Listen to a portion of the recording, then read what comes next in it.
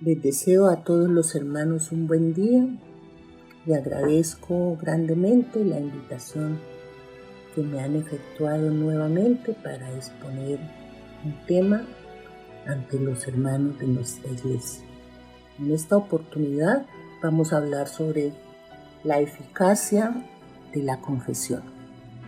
Entender la eficacia de la confesión es abordar un proceso importante a través del cual no solamente aprendemos a conocernos más interior e íntimamente, sino que también ha sido por muchísimo tiempo un espacio terapéutico en los seres humanos que tienen la intención de crecer y madurar en todo lo que se refiere a su vida personal, incluyendo la mental y la espiritual, ya que se han hecho estudios en los cuales se destaca la confesión como herramienta en los procesos psicológicos en donde la confrontación personal y la elaboración a través de la palabra hablada hace de la confesión un camino efectivo para la sanidad y restauración.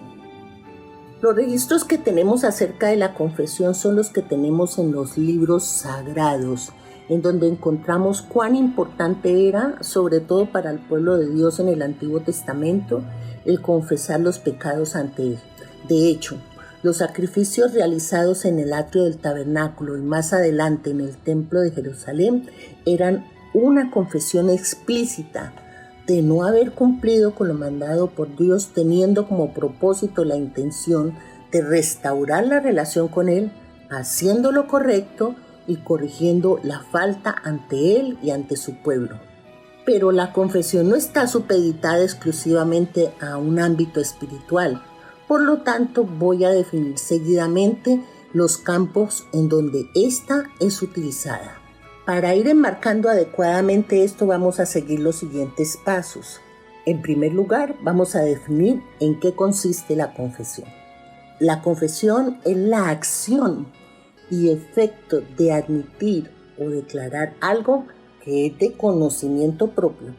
Se realiza de manera voluntaria o forzada.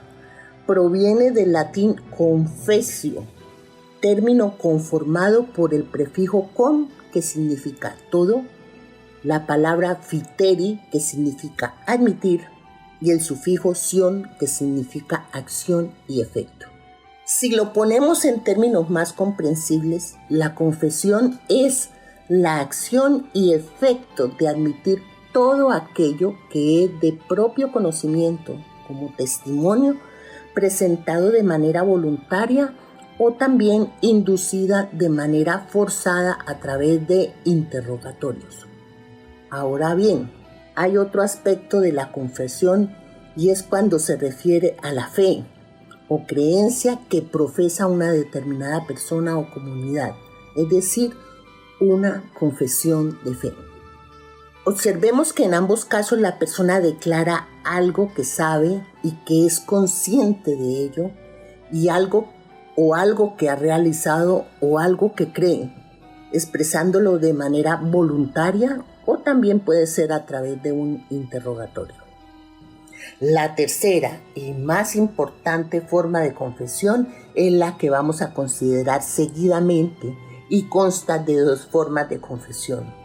La confesión de los pecados con implicaciones espirituales y la confesión de fe. Hoy solo trataremos la primera, la confesión de los pecados con implicaciones espirituales.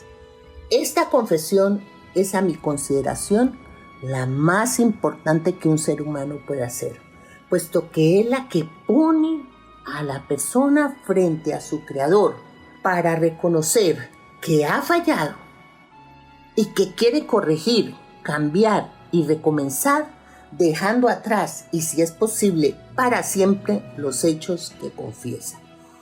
Antes de especificar en qué consiste este tipo de confesión, quiero resaltar por qué es importante realizar esta acción, porque no es muy frecuente en nuestros medios hacerla. En primer lugar, hay muchas personas que hacen malas acciones y aun cuando llegan al Evangelio y se bautizan y nacen de nuevo, entre comillas, nunca han reconocido ante los demás y obviamente menos ante sí mismo que hay una falla en la estructura de su personalidad que los ha llevado a estancarse espiritualmente en áreas que en sus relaciones recurrentemente se vuelve un tropezadero. Y aunque en los medios cristianos nos volvemos un tanto tolerantes con las limitaciones de otros, ya sea porque estamos esperando que la persona madure, o que quizás descubra su falla, o que algún día la palabra de Dios transforme esa parte de su corazón, no quiere decir que no hay nada o que no haya algo que deba cambiar. Voy a poner un ejemplo. Hay personas que acostumbran burlarse de las condiciones de otras, pero no lo dicen directamente porque sonaría brusco o grotesco o agresivo, pero sí lo hacen en tono de chiste o de chanza pesada. Esa broma y un montón de otras más, a aquellos que acostumbran a realizarla ni siquiera se les ocurre que están obrando mal y que esta acción la deberían confesar como algo perjudicial en las relaciones con los demás seres humanos.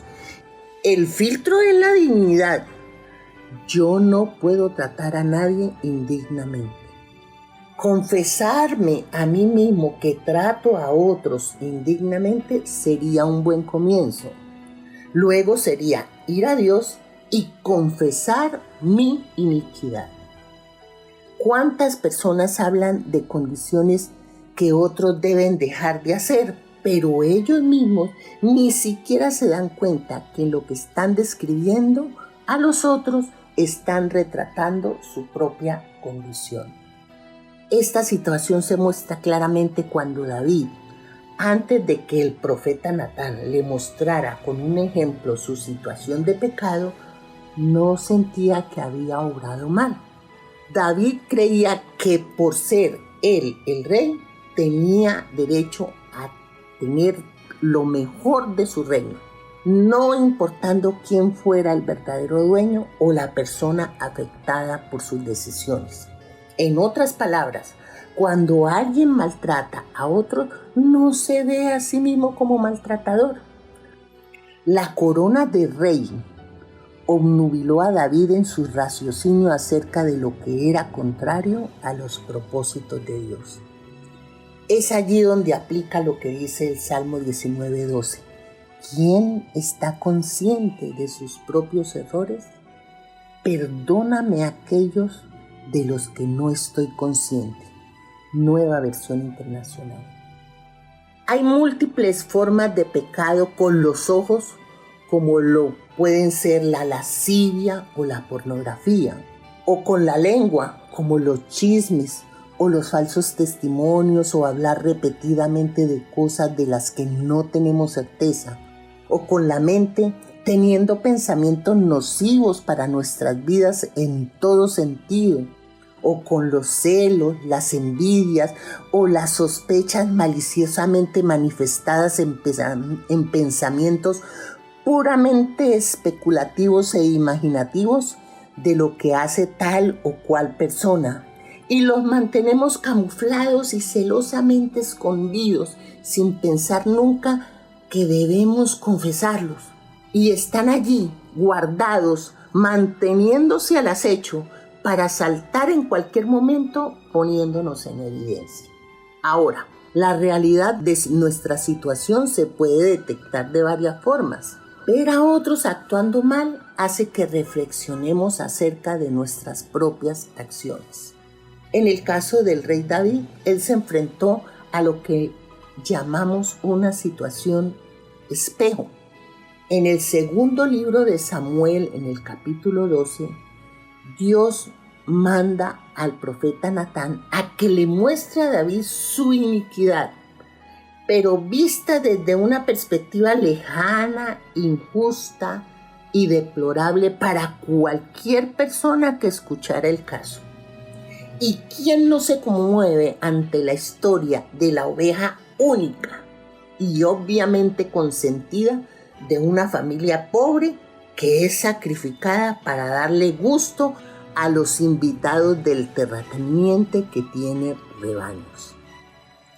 David mismo salta haciendo inmediatamente un juicio sobre ese hombre ruin e injusto que merece pagar la oveja 4 veces y hasta merece morir. David nunca sospechó que ese hombre fuera él. Miren que ni siquiera se sintió aludido de que el profeta estaba contando algo medianamente parecido a lo que él había hecho. La confrontación espejo es el momento de evaluar y confesar que nosotros también fallamos. Y allí es cuando debemos clamar, declarar, confesar: Dios, ayúdame a ser diferente, ayúdame a ser como tú quieres que sea. Este es el momento de enfrentarnos a nuestro problema y nuestro espíritu grita como exclamaba David en el Salmo 51. Ten piedad de mí, oh Dios, conforme a tu misericordia, conforme a la multitud de tus piedades, borra mis rebeliones. Lávame más y más de mi maldad y límpiame de mi pecado, porque yo reconozco mis rebeliones y mi pecado está siempre delante de mí. Contra ti solo he pecado y he hecho lo malo delante de tus ojos, para que sea reconocido justo en tu palabra y tenido por puro en tu juicio. He aquí, en maldad he sido formado y en pecado me concibió mi madre. He aquí, tú amas la verdad en lo íntimo y en lo secreto me has hecho comprender sabiduría. Purifícame con hisopo y seré limpio, lávame y seré más blanco que la nieve. Excelente confesión. Analicemos esta confesión y aunque podríamos hacer todo un estudio acerca de ella, lo haremos resumidamente. Ten piedad de mí, oh Dios, conforme a tu misericordia, conforme a la multitud de tus piedades, borra mis rebeliones. Esta exclamación sale espontáneamente y es como un grito de auxilio. Que lo que eres como Dios se muestre en mi vida siendo piadoso conmigo en mi condición de pecado. Luego viene el pedirse limpio.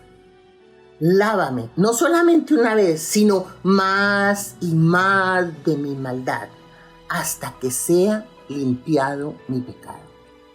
Hay un reconocimiento de su falta. Yo reconozco mi tendencia al mal y siempre están presentes mis fallas dentro de mí. Luego, contra ti solo he pecado y he hecho lo malo delante de tus ojos. No es un pecado realizado contra alguien que por A o B se lo buscó o porque yo me lo merezco. Es que he fallado en mi relación con Dios y lo he hecho en su presencia delante de sus ojos. En este punto, y esto es realmente importante, es que al hacer la confesión sin desviarse de la realidad y sin tratar de justificar los actos realizados con argumentos atenuantes, lo único importante es que Dios es el verdadero. Él es el creador. Él es el que pone las condiciones y preceptos en nuestras vidas y al fallar lo declaramos incompetente y mentiroso. Pero al confesar que la falla está en nosotros y no en la norma que hemos quebrantado, lo declaramos a Él justo en su palabra y puro en su juicio. Hay un reconocimiento de la tendencia a hacer el mal porque se ha movido desde siempre en las costumbres comunes de las sociedades y también por la crianza o por la situación natural que fluye en él mismo, porque reconoce que su pecado vino del instinto masculino en el que fue engendrado como hombre y en la creencia de que lo merecía más que el otro. Tú amas la verdad en lo íntimo y en secreto me has hecho comprender sabiduría. Y este es el principio de la verdadera confesión. La verdad en el fondo del corazón. la verdad en lo más profundo de la mente humana, y cuando nos enfrentamos a esa verdad, Dios nos encamina hacia el andar bien, a actuar con sabiduría. Es decir, nosotros sabemos claramente cómo es que debemos hacer las cosas bien hechas, pero en nosotros está la opción de si lo hacemos o no.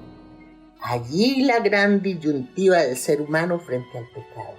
Tenemos que recordar lo que dice en la carta de Santiago en el capítulo 1, 14. Sino que cada uno es tentado cuando es atraído y seducido por su propia concupiscencia. Entonces la concupiscencia, después que ha concebido, da a luz al pecado, y cuando el pecado es consumado, produce la muerte. El pecado se gesta en la mente cuando ésta le da un buen espacio a la tentación. La tentación, entra a través de nuestros gustos y allí asentada vive como pecado no confesado y va extendiendo sus ramificaciones, pero ante los ojos del mundo no pasa nada. Pero allí dentro hay un gran fortín de pecado.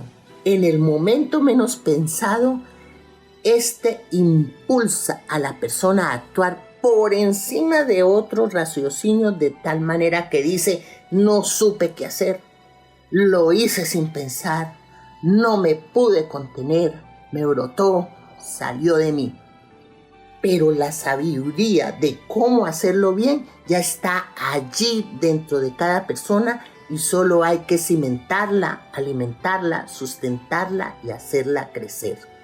La verdad implica deshacerse de cualquier tipo de ostentación y orgullo ante lo realizado, llegando al punto de sentir vergüenza, rechazo y hasta fastidio de nuestros actos, y reconocer que nuestras acciones han sido motivadas por la rebeldía ante lo propuesto por Dios y por una actitud de deliberada desobediencia a sus mandatos, y lleva a la persona a confesar a un punto de que haya una autohumillación y que tenga la conciencia de que en realidad no somos tan buenos, ni tan honestos, ni tan capaces de elegir lo mejor para nosotros mismos. Es importantísimo resaltar que toda confesión de este tipo debe llevar al arrepentimiento y a la conversión, porque el solo hecho de confesar, como en las confesiones jurídicas o médicas de cualquier tipo, o las hechas a los amigos o a uno mismo, no propiamente llevan a un cambio de mentalidad o tienen la intención de ponerse en paz con Dios. Ahora bien, ¿ante quién nos debemos confesar? Aquí hay un gran dilema. La mayoría de las veces las confesiones las realizamos a personas cercanas que en determinados momentos son dignas de nuestra confianza. Hay que tener cuidado a quién le confiesan sus pecados. En otras oportunidades, las personas se ven forzadas a confesar porque se complican sus estados psicológicos. Ya no pueden dormir, no se sienten cómodas con ellas mismas. Hay un maltrato psicológico o físico, tanto para sí mismos como para las personas que están en sus medios familiares, laborales o en las relaciones de cualquier tipo. La confesión sana es la que empieza con la verdad justa y pura que hacemos primeramente en nuestro interior, reconociendo nuestros pecados, y luego vamos y la hacemos frente a nuestro Dios. Esta confesión interna empieza en lo que decíamos anteriormente, cuando nos enfrentamos a una situación espejo, y es el resultado de enfrentarnos a la palabra de Dios en reflexiones devocionales, y encontramos que lo que Dios nos pide a nosotros como sus hijos no lo estamos realizando como Él lo dice, sino que hacemos una adaptación a nuestra propia versión amañada y acomodada de lo que nos gusta o nos conviene en determinado momento. Esta confesión puede ser silenciosa, se manifiesta en la oración que hacemos delante de Él, abriendo sinceramente el corazón, quebrantándonos internamente humillándonos ante Él y pidiendo su ayuda y su dirección. Otra forma es cuando la predicación de la palabra de Dios efectuada en los diferentes lugares en donde la iglesia proclama el evangelio, las personas son confrontadas por estas enseñanzas sin tener que expresar en voz viva sus pecados. Pero su acción de levantar la mano en el momento del llamamiento al arrepentimiento o cuando pasan al altar en un acto de contrición, están haciendo una confesión delante de la iglesia de que algo de lo dicho en la predicación describe su situación de la cual está arrepentido y quiere empezar una nueva vida.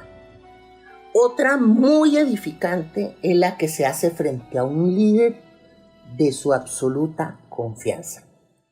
Es una gran bendición poder contar con alguien que guarda reservadamente nuestras fallas, pero para ayudarnos a superarlas y también dándonos herramientas para ello y no nos juzga, nos da muestras de asombro con expresiones de juicio, sino que como le dijo Jesús a la mujer adúltera que querían apedrear, ni yo te condeno, vete y no peques más.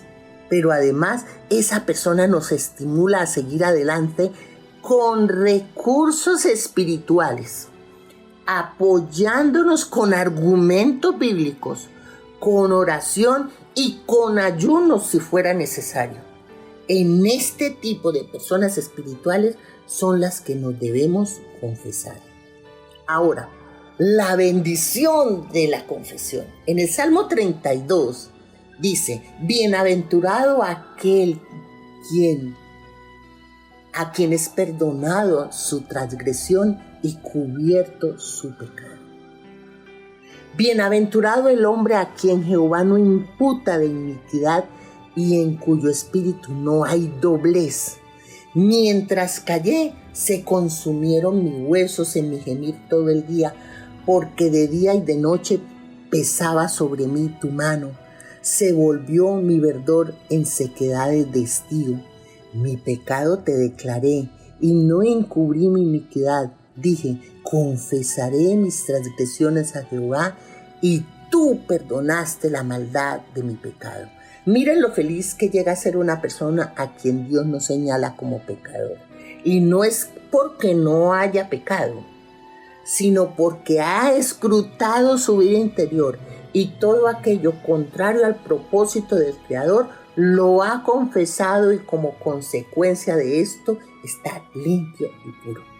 Porque mientras mantuvo en secreto en el fondo de su ser, mientras lo mantuvo resguardado y estuvo callado, que es lo contrario de confesar, todo se le trastornó y tenía inconformidad de sí mismo, mal genio, desesperanza, frustración, porque en su corazón y en su mente no hallaba la paz.